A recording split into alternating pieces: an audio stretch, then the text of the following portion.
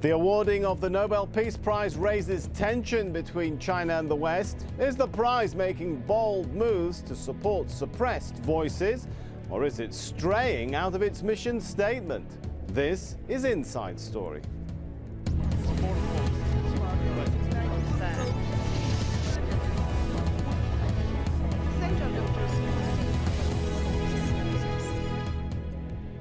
Hello and welcome to the program. I'm Sami Zaidan. Well, arrests and condemnations are following the decision to award the Nobel Peace Prize to a Chinese activist.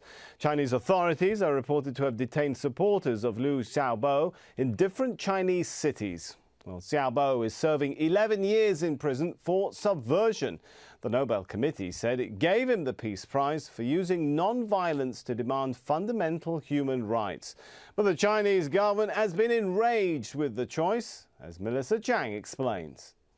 These are the last pictures of Liu Xiaobo before he was taken away the evening before publication of his political manifesto, Charter 08.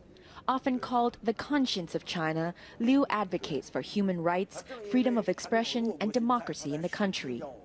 He had joined student protesters at Tiananmen Square in 1989. Following the deadly conclusion to that movement, he was first sent to prison. Once out of jail, it did not stop him from talking about his experience. You keep the lead on it, you suppress. You don't allow people to freely discuss issues. If the Communist Party will allow people to discuss the Zheng Feng's incident, you will see the conversation explode on the internet. Liu Xiaobo's latest crime is Charter 08, modeled after Charter 77, the landmark Czech document which eventually led to that country's Velvet Revolution. Charter 08 states that human rights are not bestowed by a state, and says without freedom, China will always remain far from civilized ideals. It asks for a new constitution and for direct elections. Originally signed by 300 intellectuals, Charter 08 quickly accumulated 10,000 signatures and supporters from all walks of life. Here, rural Chinese come to the capital, citing Charter 08 and asking for human rights. It is this sort of support that worries a government obsessed with control. This man has been sentenced because he has broken Chinese law.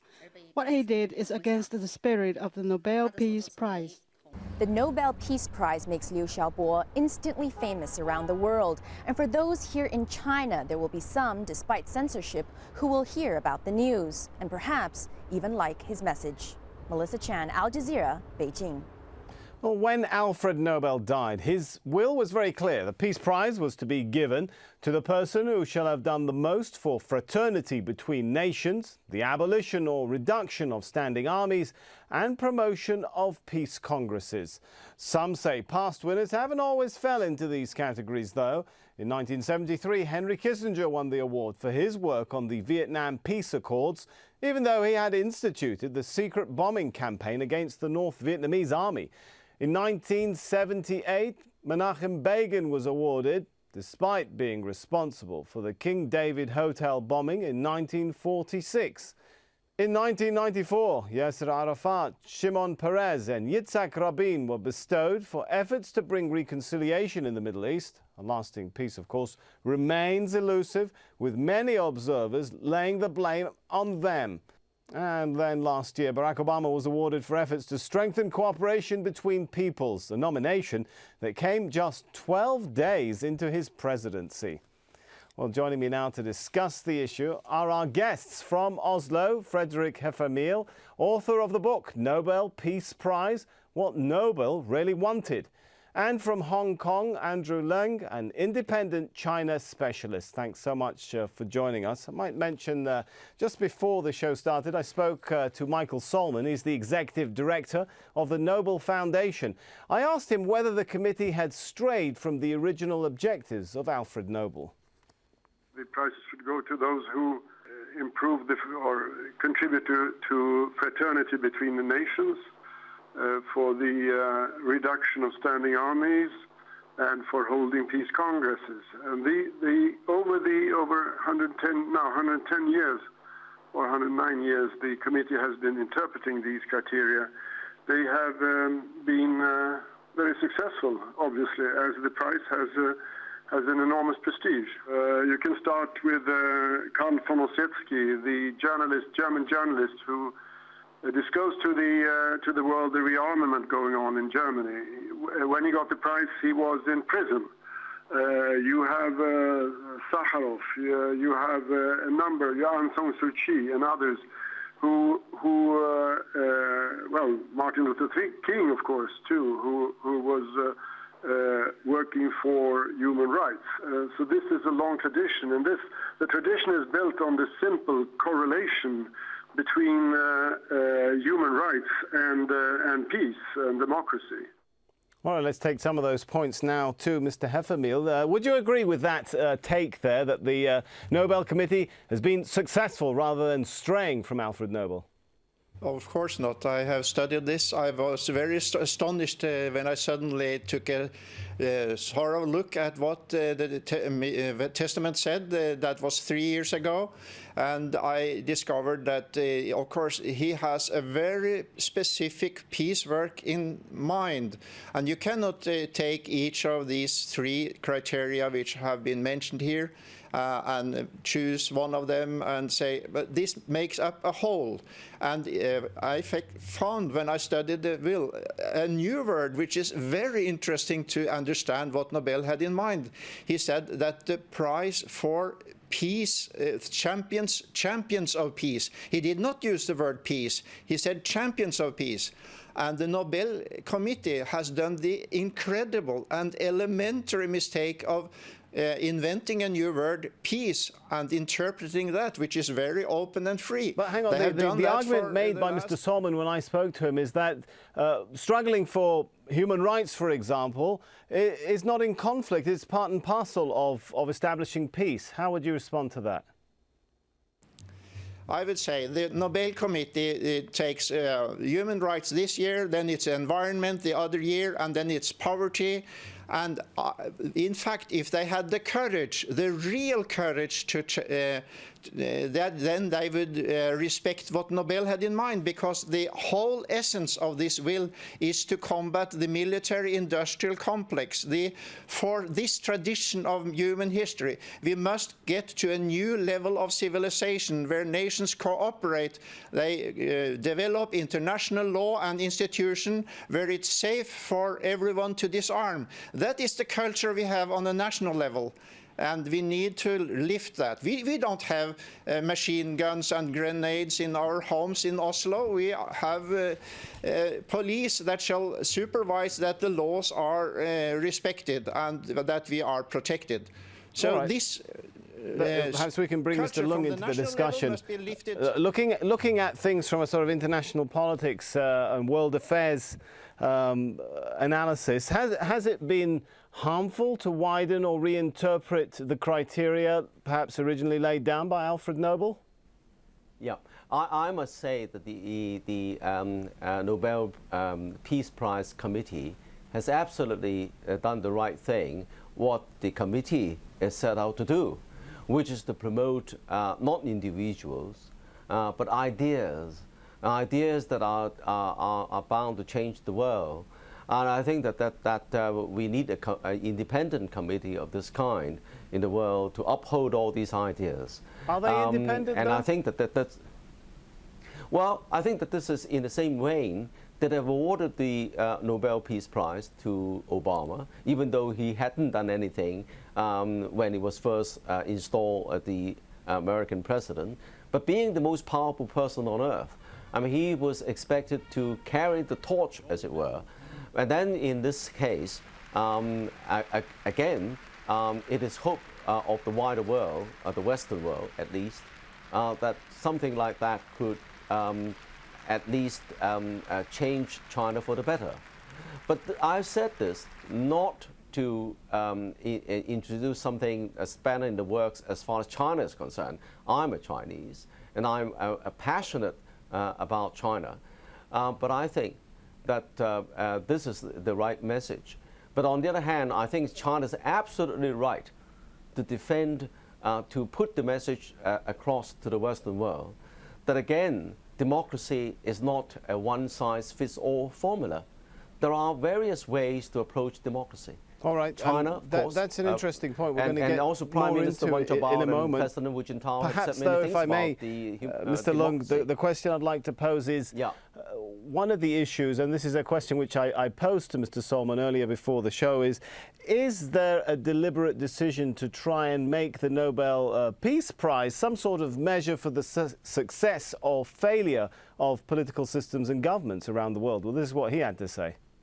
Of course, there are implicit judgments. When you support von Ossetsky, who implicitly was a person who criticized Hitler, of course, Hitler was very disappointed, to put it mildly. He introduced a ban for all Germans to receive the Nobel Prize. And the Soviet regime was not at all amused when Sakharov got the prize. And the same goes for the Polish dictators when Walesa got the prize, and so on. Of course, the Peace Prize is, in most cases, inherently controversial because they deal with political issues.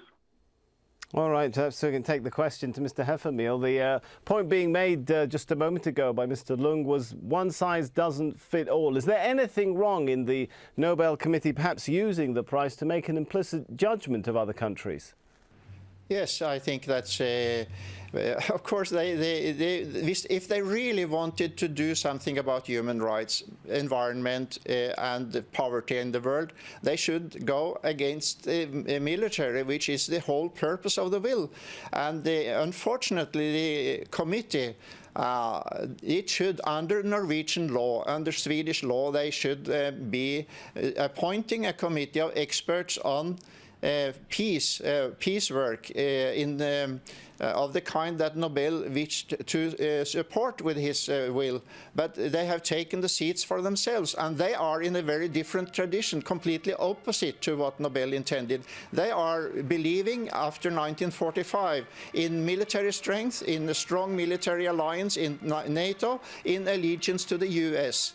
And all the prizes are then expressions of Norwegian foreign policy. They are within the framework of what is good and acceptable to Norwegian foreign policy, which is very much on the side. The Norwegian foreign policy should be inspired by Nobel instead of the other way around. How is it, elaborate for us, how, Mr. Heffermehl, is it an expression of Norwegian foreign policy? Because as we know, the committee members are not supposed to be members of the government or even, well, there is an unwritten convention now, not even members of Parliament, Norwegian Parliament now.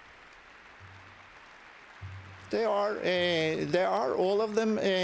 Unfortunately, they introduced a new practice in '48, where the committee members were not selected by a process where the Parliament looked at a whole committee which would make up a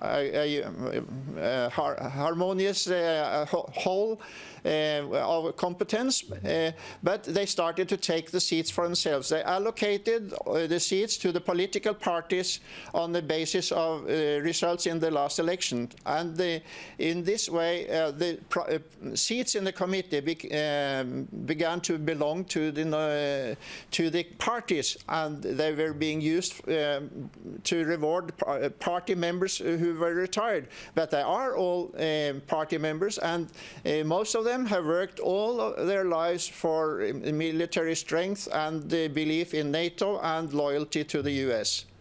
All right, you made some points there. Let's take the discussion to Mr. Lung. You used the term independent a moment ago to describe the Nobel Committee. Is it independent in light of everything Mr. Heffermehl has been saying? Well, I think that this, look at Norway. I don't think it is in the, to hanging on the coattails of the United States or the other world's leading powers. It doesn't need to. Norway is a very rich country, rich in oil, rich in gas resources. It is very comfortable, thank you very much. It doesn't have to hang on the coattail of others. And I think that there is no coincidence, not just coincidence, that the Nobel Peace Prize committee is established in Norway. I think Norway is a truly independent country, something like Switzerland. I think it's good for the world, and I'm saying this in spite of my passion about China, that we need in the world something like that. A Nobel Peace Prize which is not Norwegian, which is for the world, which is to uphold all these ideas. Now, having said that, I'm not saying that this is a one-size-fits-all formula. And here I'm equally passionate that China is absolutely right to say to the West, look, I mean, Wen Jiabao, Premier Wen Jiabao, and President Hu Jintao have said many times openly in the international conferences, in the China's National Party Congress, in the media, many times referring to democracy. But then you look at democracies around the world. There are many kinds of democracy, so-called various other countries in Africa, in other Western countries. I think that you've got to look at it objectively. And I think that if you look at the progress of China over the past 30 years, that China is much more open, much more democratic, relatively speaking, relative to China. But look at the West. I mean, it took the West almost 100 or several hundred years to give the right to vote to women, and to also to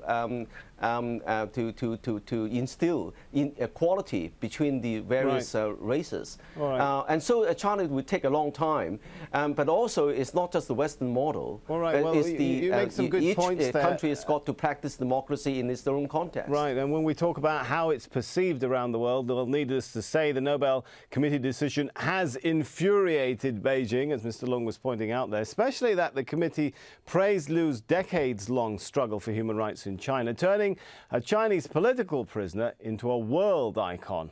Well, Liu was sentenced last December to 11 years behind bars for subversion. China says it regards the Peace Prize decision as an unfriendly gesture by Norway, and it has summoned its ambassador to Beijing. But much of the international reaction has been favourable. France, Germany and the European Union all joining the United States in calling for Liu's release. Well, I raised some of those points earlier with Michael Solman, the executive director of the Nobel Foundation, and asked him whether it was being seen as a measure, the Nobel Prize, to impose a Western vision on other countries. Well, of course, I should have no judgment on my colleagues in Oslo, but the Norwegian Storting, who elects them, have consistently chosen very experienced and seasoned people on the committee. So these are universal values. They're not just Western values. Democracy as a concept is a global concept. All right, let's take the discussion to Mr. Heffermehl. Are the committee members best placed to make judgments about what is suitable, appropriate in such a complex country like China, for example? Well, I think you are raising a very relevant question, and I would mention that after this prize was awarded, there has been a lot of worry about the free trade agreement which is in negotiation now between Norway and China, and what will happen to that. I'm much more concerned about what this will do to a different process which is not very well known for human rights development in China, where Norway has been a pioneer. It has a broad cooperation on the political and administrative level with lots of lawyers, judges, human rights experts who are traveling to China once per year for a very broad personal contact, which is the atmosphere where you really can make the ideas received and understood.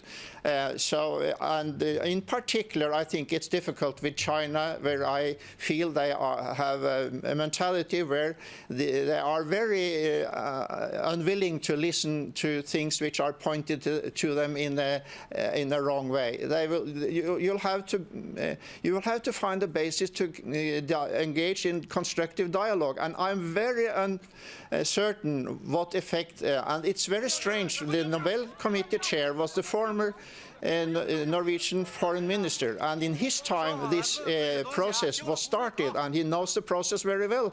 And I am really surprised that he didn't consider much more thoroughly the possible adverse effects on this process, which really could do a lot for the development of human rights in China. Now we're talking about what possible effect it might have. Let's ask Mr. Andrew Leung, Will it improve the human rights situation in China, or will it backfire? Already we're hearing reports of authorities arresting supporters of Mr. Liu. How do you think it's going to play out here? Well, first of all, of course, China launched a very staunch, a very robust protest and summoned the Norwegian ambassador in Beijing to launch its protest. And even before the decision was made, China did send a very senior official to Norway to lobby against that decision. There is no doubt that China doesn't want to follow the Western model of multi-party democracy.